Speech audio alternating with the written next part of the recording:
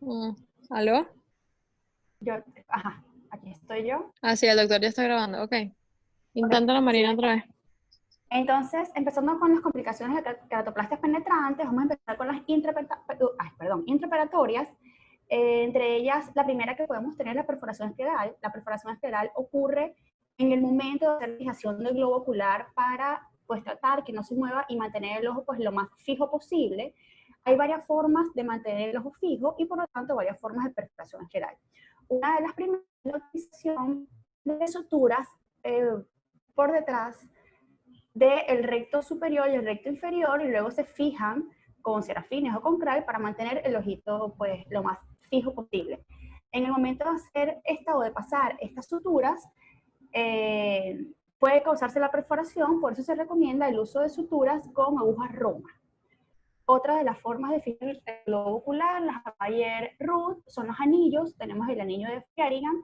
Este anillo, pues, tal cual como dice su nombre, un anillo, pues redondeado, pero él debe fijarse a la esclera. Y en estos momentos de la fijación de la esclera es cuando se puede causar la perforación. Ellos están diseñados para que queden en lo que sería el collar, entonces evitar la perforación escleral. Si para un ojo más pequeño, esto puede ocurrir.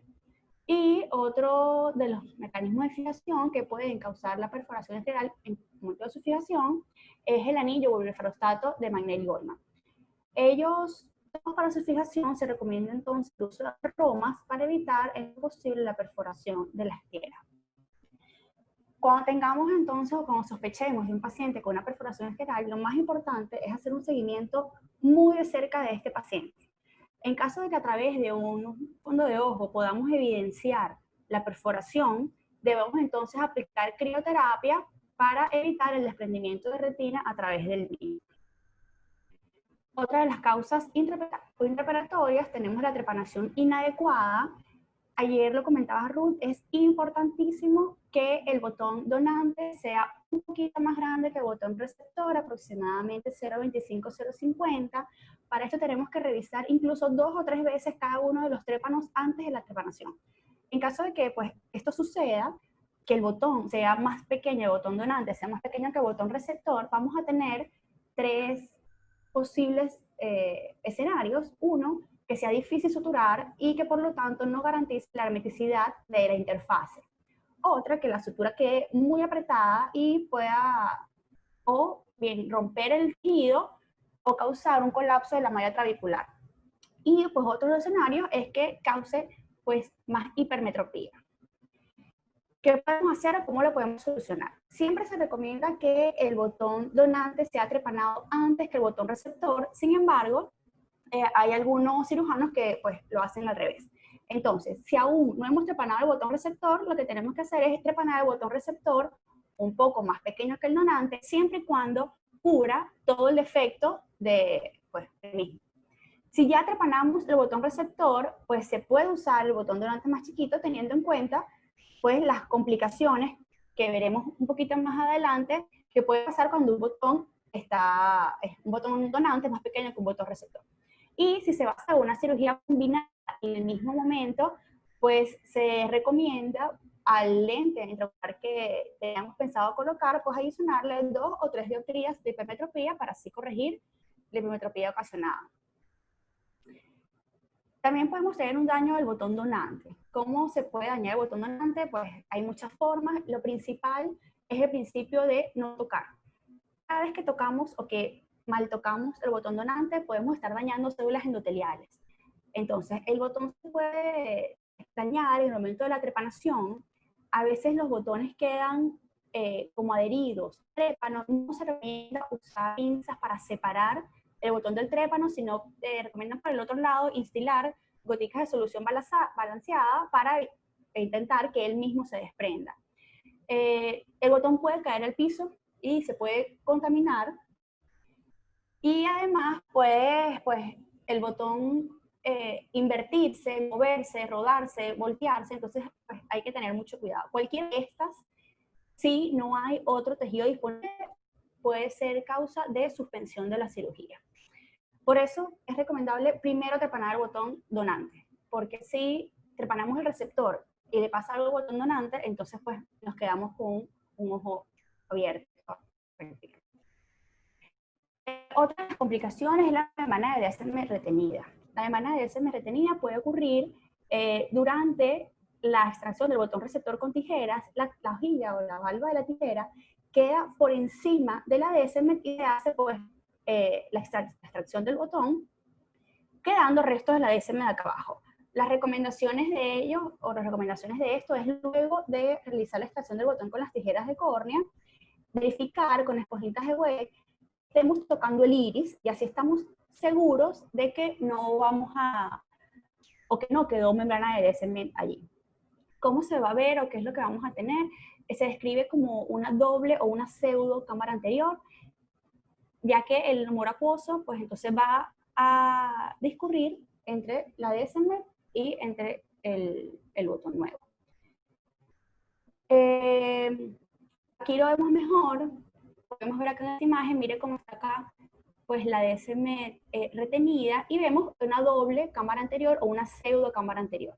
El uso de discos elásticos han pues, ayudado a que no sea tan frecuente esta complicación. Incluso se recomienda de que si nos damos cuenta intraoperatoriamente de que quedó DSM, se puede colocar disco elástico entre el iris y la DSM para pues, ayudar a retirarla por completo.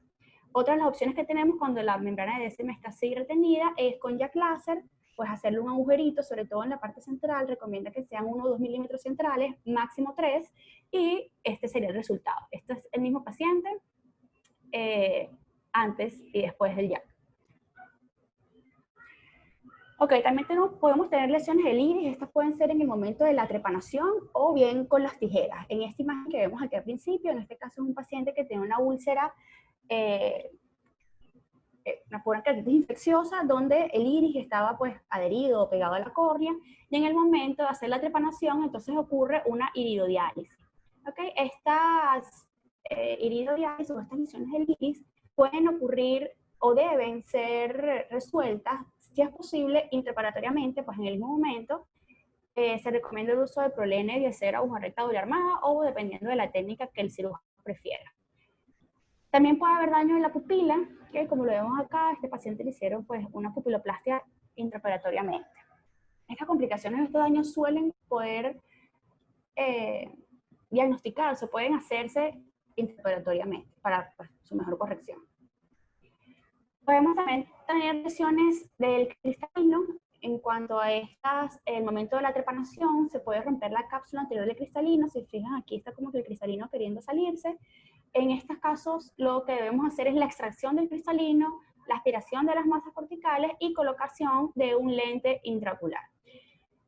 Muchos autores recomiendan pues, que el paciente que va a una queratoplastia penetrante, así no esté planteada una combinada junto con la colocación del IO, se debe tener biometría. La complicación puede resolverse con el uso de la colocación del lente intraocular. Así como se puede dañar la cápsula anterior, también se puede dañar la cápsula posterior. Es relativamente raro, ocurre solamente del 1 al 15% de los pacientes, sobre todo si se está haciendo una cirugía combinada. ¿Okay? En este caso, pues, si hay ruptura de la cápsula posterior del cristalino, pues se recomienda, dependiendo de qué tan grande sea, si es una pequeña con poca fuga de vitrectomía, se recomienda realizar una vitrectomía anterior y se puede colocar el lente en sulcos. En caso de que sea una ruptura grande, se realiza entonces pues, una vitrectomía anterior y se colocan lentes de fijación escleral. Según la academia, pues se recomienda realizar iridectomías profilácticas para evitar que quede vitrio que pueda obstruir la malla trabecular y causar un glaucoma posterior. Podemos tener también hemorragias de la cámara anterior. Ellas suelen ser pequeñas y poco alarmantes, pero pues pueden pasar. Estas hemorragias son más frecuentes en pacientes donde el ojo está inflamado, procesos inflamatorios, el iris está inflamado, o pacientes con las córneas vascularizadas. Aquí vemos entonces una hemorragia dentro de la cámara anterior. Estas hemorragias por lo general son autolimitadas. En caso de que no sean autolimitadas, podemos primero hacer compresión o presión con esponjitas de Weck. Algunos recomiendan que las esponjitas de Weck estén impregnadas con epinefrina. Se puede hacer también efecto taponamiento con viscoelástico y en casos pues, más graves usar cauterización o cauterizar el vaso. Muchas veces, cuando la hemorragia es pequeña, después de colocar el injerto, al igualar las presiones, la hemorragia tiende pues, a parar. Es muy importante tener especial cuidado en los pacientes que tienen lentes intraoculares, que cuando se hace la keratoplastia penetrante, se va a retirar el lente, a veces las ápticas suelen entonces engancharse del iris y causar hemorragias. Aquí esto que está sosteniendo con la pinza es un lente intraocular. Ok, otra de las complicaciones intraoperatorias y quizás una de las más temidas es la hemorragia supracoroidea. Afortunadamente no es tan frecuente, ocupa o puede afectar aproximadamente el 0.47 al 3.3% de los pacientes. Lo primero que debemos hacer con las hemorragias supracoroideas es tener el paciente lo más cómodo posible. Una buena posición, una buena anestesia, una buena kinesia. Incluso se ha recomendado que el paciente, o que la mayoría de las keratoplastas sean con anestesia general. Todo esto es para evitar las maniobras de Valsalva del paciente durante la cirugía. ¿Cuáles son los factores predisponentes o cuáles son los pacientes que son más propensos a realizar una hemorragia supracoroidea? Tenemos pacientes de edad avanzada, el glaucoma, miopía por longitudes axiales pues, más grandes, la hipotonía y pacientes que intraoperatoriamente tengan taquicardia. Las hemorragias supracoroideas o expulsivas se presentan de dos formas. Ellas pueden ser lentas, cuando incluso en el fondo, cuando estamos en la cirugía, con el microscopio, podemos ver que en el reflejo rojo se ven unas manchas rojas oscuras o marrones, o pueden ser expulsivas y de repente, como vemos acá, hay acumulación de sangre acá, esto va empujando y causa que todo el contenido intraocular se salga. ¿Okay? ¿Qué podemos hacer o qué vamos a hacer? Esto es un videito se les voy a ir mostrando. Aquí estamos ya en la parte que están pues cerrando, la parte de cielo abierto, y se comienza a ver que de repente hay una dilatación, ¿okay? Ve cómo está la pupila dilatada, se estrecha la cámara anterior y comienza a ver como protrusión del contenido intraocular. Lo que debemos hacer primero en este momento es mantener la calma. Se recomienda que con el uso de su dedo o un aplicador intentar empujar el contenido del globo ocular hacia adentro para intentar que la hemorragia se vaya hacia atrás. Luego de esto se debe pues mantener la integridad del botón, fijándolo lo más posible así sea incompleto. Hay autores que sugieren que el nylon en estos momentos no tiene la suficiente fuerza tensil y por lo tanto se recomienda el uso de seda, ¿okay? Para tener una sutura con bastante fuerza tensil o que sea un poquito pues, más dura y nos aguante o nos proteja lo que sería el botón dorado. Después se realizan esclerotomías, pueden ser múltiples, varias, las que sean necesarias. Generalmente el cuadrante preferible es el cuadrante inferotemporal y por allí puedes hacer como el drenaje de la hemorragia. ¿Okay? No están establecidas cuántas deben hacerse. Generalmente describen que pueden ser múltiples o las necesarias para poder drenar la hemorragia supracoroidea. ¿Okay? Entonces miren aquí, a medida que se va drenando la hemorragia, miren cómo va saliendo acá la sangre. El botón, vamos a verlo como, sí, en relación al botón. El contenido intraocular va como introduciéndose y ya el botón va siendo pues suficiente para el tamaño del receptor. Después de que consigamos que ya el botón pues tenga una buena conexión con la interfase, debemos hacer la sutura lo más rápido posible para pues ya tener el ojo cerrado. ¿Okay? Y bueno, esto ya es como se pudo resolver la complicación. En caso de que nos ocurra la hemorragia expulsiva rápida, con extracción completa o con protrusión completa del contenido intraocular, la indicación es una evisceración. Ok, ya pasando entonces para las complicaciones postoperatorias, las vamos a dividir en postoperatorias tempranas y postoperatorias tardías. Empezando con las postoperatorias tempranas, la primera que tenemos que podemos encontrar es fuga de la herida. La fuga de la herida se va a representar, o clínicamente la vamos a ver como 6 positivo, una cámara anterior estrecha y la PIO baja. Dependiendo de qué tan estrecha esté la cámara, pues vamos a tomar, va a ser la conducta o el tratamiento. Se dice que en fugas pequeñas, con cámara anterior estrecha, pero que todavía esté formada, se puede usar los lentes de contacto blandos, para evitar entonces la fuga de la misma. Además, se puede indicar los inhibidores de la adenasa carbónica para evitar que se produzca humor acuoso. Esto es un poquito controversial porque tenemos pacientes ya con las PIOs bajas. Si le ponemos posoxolamida, bajamos un poquito más la presión y puede ser contraproducente. En el caso de que tengamos suturas continuas, se puede hacer una rotación de la sutura para pues, intentar poner puntos con mayor fuerza tensil en el área de la fuga. Es importante que si tenemos este escenario de una cámara estrecha pero no totalmente plana, podemos manejarlo durante 48 a 72 horas. Después del tercer día, si no hemos logrado que deje de fugar, hay que volver a tomar el punto. Si tenemos una fuga bastante grande y tenemos una cámara plana, hay que retomar el punto inmediatamente. ¿Por qué? El contacto del iris con el endotelio entonces puede causar daño al endotelio y hacer un fallo endotelial primario, que lo vamos a ver más adelante. Otra de las complicaciones en el postoperatorio temprano es la dehiscencia de la herida. La dehiscencia de la herida puede ser causada por varias razones, entre las cuales están la córnea receptora adelgazada por algún proceso pues, anterior, presiones intraculares mayor a 40 milímetros de mercurio y traumatismo. Traumatismos pueden ser incluso el frotamiento excesivo de los ojos luego de la cirugía.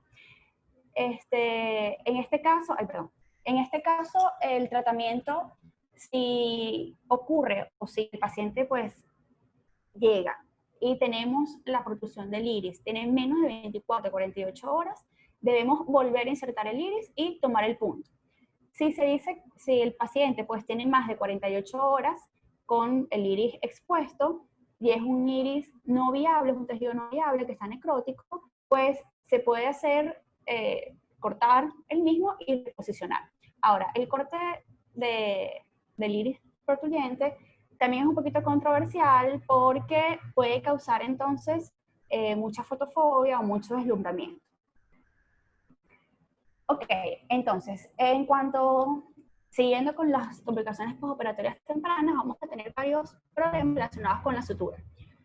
El primero de los problemas puede ser la exposición de la sutura. La exposición de la sutura se puede dar porque el punto esté muy flojo o porque el punto esté muy apretado. Cuando el punto está muy apretado, puede incluso romper el epitelio y causar la exposición del mismo.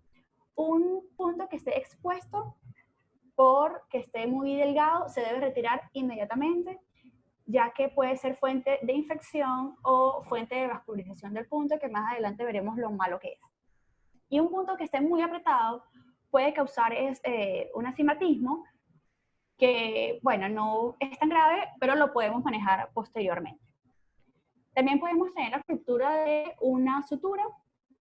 Una sutura que se rompa y no cause fuga, se debe retirar. Si la sutura se rompe y causa fuga, hay que retomar el punto. Podemos también tener infecciones de las suturas. Esta es una imagen de un absceso. Por lo general, las infecciones de las suturas están más hacia el lado del botón donante y suelen ser únicas, con daño epitelial. El tratamiento para los abscesos se recomienda disminuir o, si es posible, evitar el uso de esteroides tópicos. Se puede cambiar por esteroides orales y el uso pues, de coágulos reforzados. Antes de todo esto se debe retirar el punto y mandar a realizar un cultivo. Tenemos también la presencia de infiltrados de las suturas no infecciosos. Si los vemos aquí, son estos puntitos blancos, ¿okay?, que están alrededor de la sutura. Ellos tienden a ser múltiples, suelen estar sobre todo del lado del botón receptor, no están acompañados de procesos inflamatorios, el ojo por lo general no tiene pues ninguna hiperemia conjuntival y el epitelio suele estar indemne. Es importante diferenciar los infiltrados infecciosos y los no infecciosos porque de ellos va a depender el tratamiento. Los infiltrados no infecciosos, el tratamiento es pues continuar con los esteroides, ¿okay? Otras de las complicaciones que podemos tener son los puntitos de Kenyan dots. Estos se dice que son infiltraditos o que son producto pues, del mismo epitelio redondeado. Ellos por lo general no captan fluoresceína, no causan riesgo a rechazo, no causan riesgo a infección, son puntos que pues van a estar ahí y realmente no van a causar ningún daño. Ellos suelen aparecer entre la primera y la segunda semana del postoperatorio y luego de que se retiran los puntos suelen desaparecer aproximadamente en los siguientes 15 a 30 días. En cuanto a otros de los problemas relacionados a la sutura, tenemos la conjuntivitis papilar gigante. Ella aparece más que todo cuando queda algún nudo expuesto y ese roce del nudo con la conjuntiva tarsal puede ocasionar esto. El tratamiento pues es esteroides y se le asocia a algún antihistamínico tópico. Otras de las complicaciones que tenemos son complicaciones infecciosas como la queratitis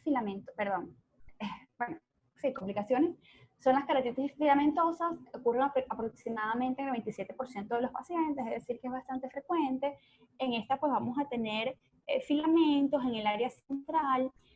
Algunos autores comentan o refieren que son más frecuentes los filamentos en el botón receptor que en el donante, pero están asociadas a keratoconjuntivitis seca y a erosiones recurrentes. El tratamiento para esto es el uso de lágrimas artificiales, preferiblemente sin conservantes, y se ha recomendado el uso de la acetilcisteína tópica, que es un mucolítico. Cuando tenemos muchos filamentos se recomienda la extracción o retirar los mismos.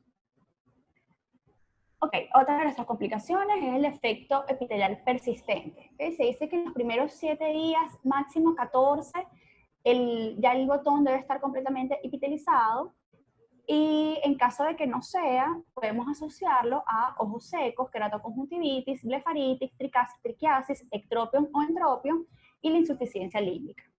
El tratamiento va dirigido pues dependiendo de cuáles sean las causas. Si es un ojo seco, pues se recomienda el uso de lágrimas artificiales, e incluso si es muy severo, la obstrucción puntual.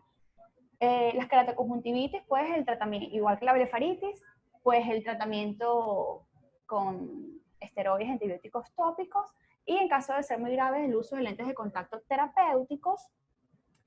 En cuanto a la suficiencia límbica, se han mostrado excelentes resultados con la colocación de la membrana amniótica, y se debe tomar en cuenta que siempre es una posibilidad realizar una tarsorrafia. ¿Okay?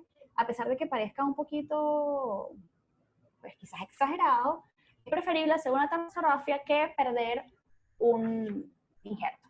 ¿Okay? En estos pacientes se ha demostrado o se ha visto pues con bastante frecuencia la queratopatía en huracán. Esta queratopatía en huracán es producto del uso de antibióticos con esteroides por un tiempo prolongado.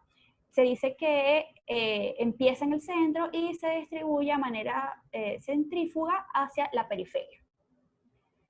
Cuando tenemos esta queratopatía, seguro vamos a tener un defecto epitelial persistente. Después de tener esta queratopatía, se dice que el 90% tarda aproximadamente 3 semanas en epitelizar. Tenemos otra condición que es cuando pues, tenemos un defecto epitelial persistente, que le colocamos tratamiento y no mejora. Se ha demostrado que las queratitis herpéticas pueden estar asociadas incluso cuando el trasplante de córnea no ha sido por una infección herpética. Entonces, está demostrado y aprobado que cuando un defecto epitelial persistente no mejora con el tratamiento, se puede dar o se puede mandar a ciclovir en tabletas, no profilácticos, sino como forma pues, del tratamiento coadyuvante. Ok, otras de las complicaciones tempranas, tenemos la elevación de la PIO. Miren que es diferente, o más adelante voy a hablar en las tareas de glaucoma. La elevación de la PIO dice que puede aparecer en cualquier momento del postoperatorio. Siempre en el postoperatorio inmediato se debe tomar la presión del paciente, la presión intraocular. A veces es un poquito difícil porque la irregularidad en el tonómetro de Goldman pues, lo hace bastante complicado. Pues recomiendan el uso de tonómetros de aire, pero pues si no con el tonómetro de Goldman hay que tomarla de alguna manera. ¿Okay? Ocurre en el 40 al 60% de los pacientes, es bastante frecuente, y las causas principales pueden ser suturas apretadas, suturas muy largas, La maltrepanación, ya habíamos hablado de botones donantes más pequeños que el receptor, aumento del grosor corneal periférico, retención del viscoelástico y las sinequias anteriores. ¿Okay?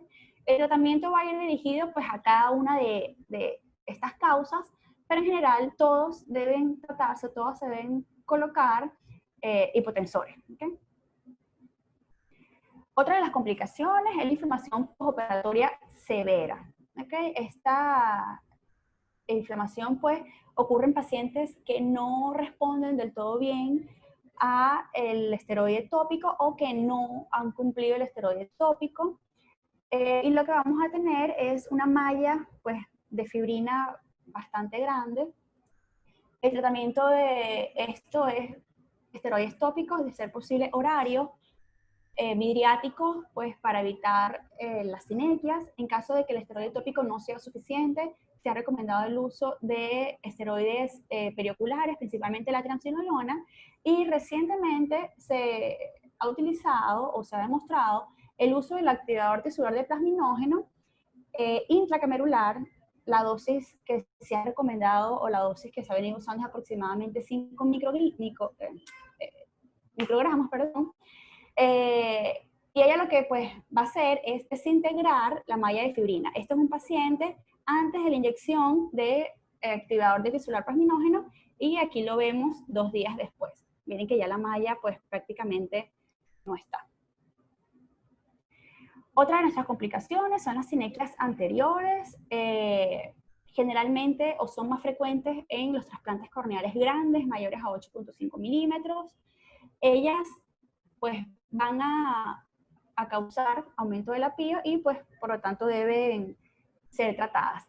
Uno de los medicamentos ideales sería colocar midriáticos para hacer jugo pupilar e intentar romperlas. De no ser posible y tener aumento del apío, se debe hacer una cinequiolisis.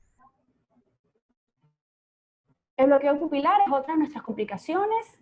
¿Cómo lo vamos a diagnosticar o cómo se va a ver? Se va a ver como una cámara anterior plana, con una herida que no fuga, comprobado mediante SEIDE, y una presión intraocular alta.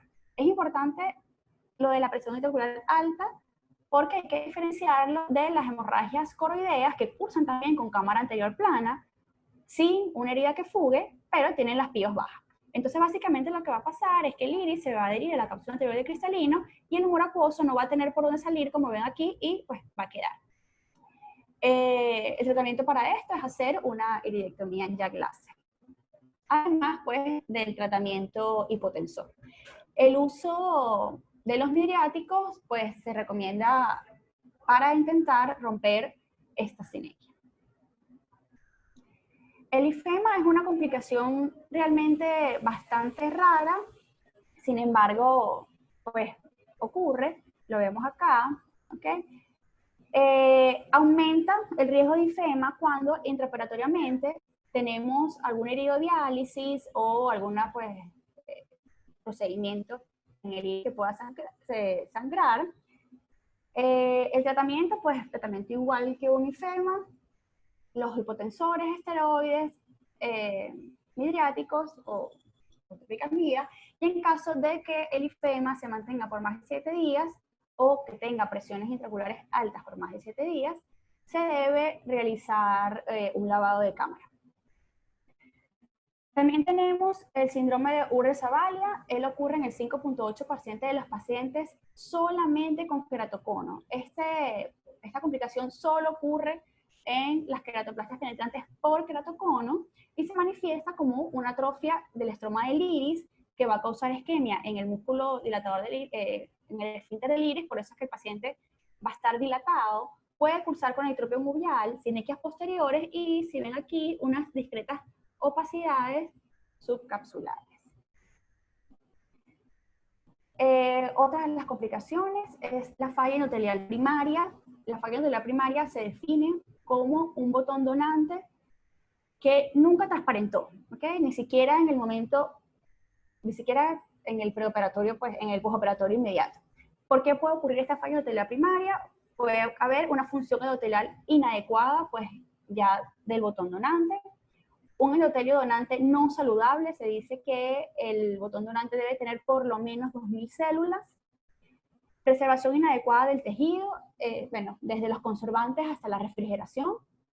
Y traumas en la cirugía, que se les había comentado pues, al principio de tocar mucho el botón.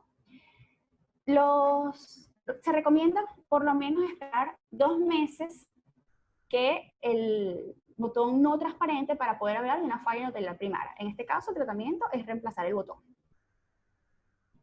Ay, perdón. Ahora sí, con las queratitis infecciosas o con las complicaciones infecciosas, tenemos las queratitis microbianas. Las queratitis microbianas aparecen generalmente en las primeras 24 a 48 horas. Las causas más frecuentes es el efecto epitelial persistente, seguido por suturas sueltas o rotas, el uso de corticosteroides, la queratoconjuntivitis seca y el uso de lentes de contacto en pacientes que pues lo tengamos por fuga. Uno de los gérmenes más implicados son los gram positivos, como por ejemplo el Streptococcus pneumoniae. Vemos que hace una queratitis donde podemos evidenciar una imagen blanquecina con bordes bien definidos. Y por lo general están en el botón donante. Podemos también tener infecciones por estafilococos que ya nos dan una clínica un poco más grande con edema pues, del botón. También tenemos las fúngicas que son un poquito menos frecuentes, pero están bastante identificadas. Se ha hablado muchas veces, en especial en los trasplantes de córnea pues penetrante, de la queratopatía cristaliniana. La queratopatía cristaliniana puede ser debido a múltiples agentes, principalmente gram positivos, pero el que más se ha aislado es el Streptococcus viridans. Ella cursa como una inflamación bastante característica porque tiene bordes plumosos, incluso lo describen como copo de nieve. El tratamiento pues, de todas estas queratitis microbianas es pues, realizar un cultivo y colocación de colirios reforzados para pues, evitar el daño del botón y para evitar la endoftalmitis. La endoftalmitis pues, es una de las complicaciones quizás más temidas postoperatorias. Por suerte también es muy baja su incidencia, del 0.08 al 0.07. Va a depender o puede ser causada por infecciones en el receptor o infecciones en el botón donante. ¿Okay? Las bacterias pues, que más lo causan, en el 66% de Streptococcus, 34% Staphylococcus, 46% Candida albicans.